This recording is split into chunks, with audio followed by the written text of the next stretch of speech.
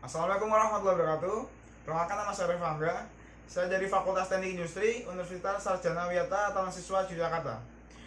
Dalam video kali ini saya akan mempresentasikan mengenai penerapan sistem K3 atau SMK3 di salah satu perusahaan yang memproduksi kabel listrik, kabel telekomunikasi, dan kabel fiber optik.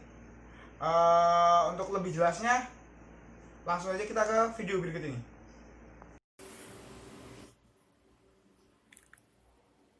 Baik,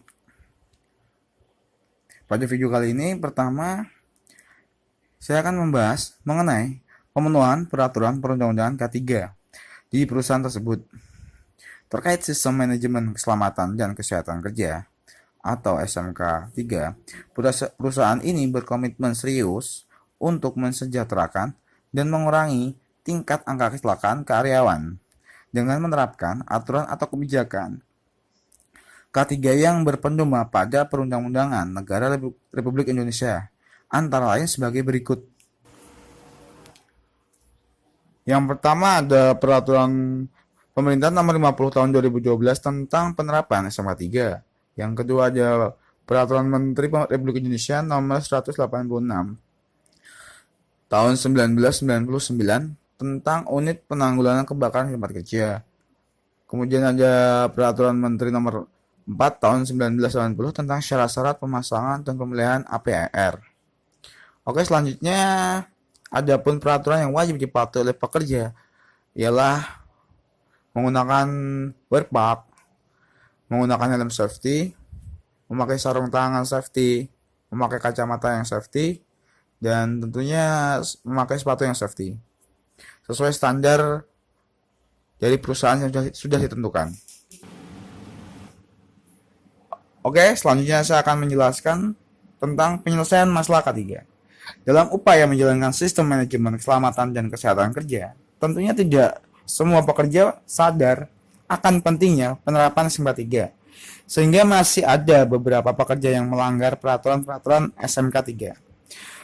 Dan terkait permasalahan tersebut, tentunya perusahaan sudah menyiapkan prosedur untuk menyelesaikan masalah tersebut, antara lain dengan mengidentifikasi pelanggaran yang terjadi, melaporkan pelanggaran yang terjadi pada pemimpinan terkait atau komite K3, serta memanggil pekerja yang melakukan pelanggaran, melakukan wawancara kepada pekerja, serta mencatat alasan kenapa pekerja melanggar, kemudian memberikan sanksi pada pelanggar sesuai level atau pelanggar yang dilakukan dengan menyesuaikan kebijakan atau aturan yang berlaku di perusahaan.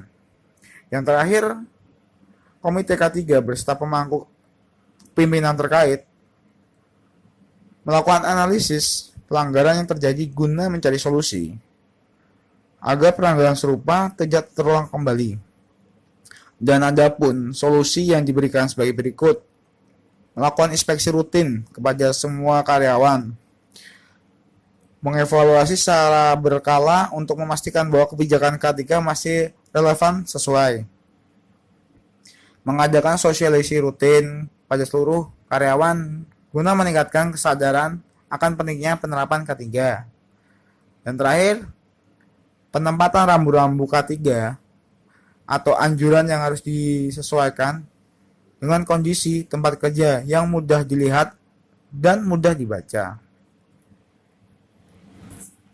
Dan selanjutnya saya akan membahas mengenai proses konsultasi dan komunikasi K3.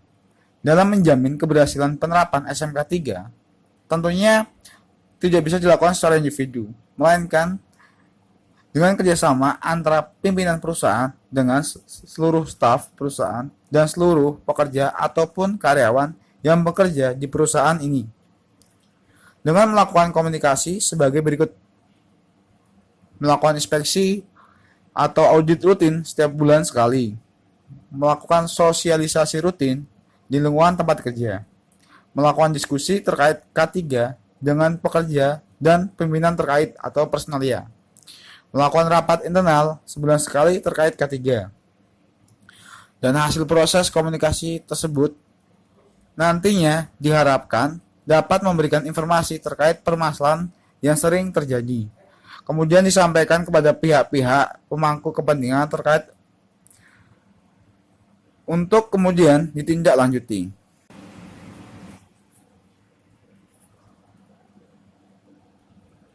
Masuk ke pembahasan terakhir mengenai penerapan sistem manajemen K3.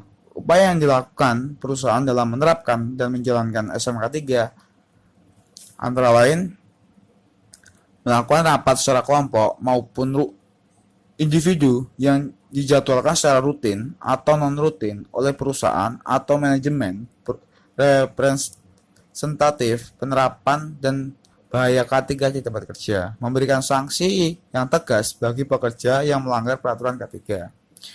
Kemudian ada konsultasi mengenai perubahan-perubahan yang dapat mempengaruhi K3 di tempat kerja dan yang dapat menimbulkan bahaya baru atau bahaya yang tidak biasa lainnya.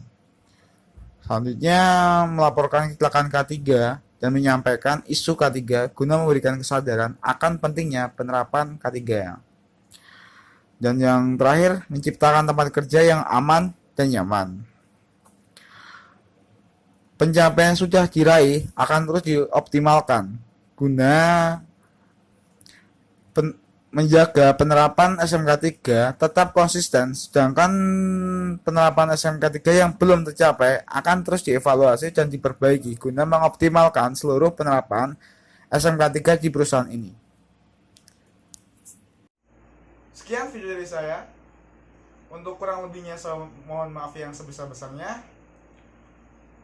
Bila pun ada kritik ataupun saran, sangat saya butuhkan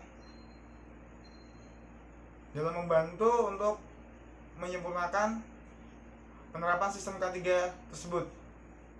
Assalamualaikum warahmatullahi wabarakatuh. Salam dan terima kasih.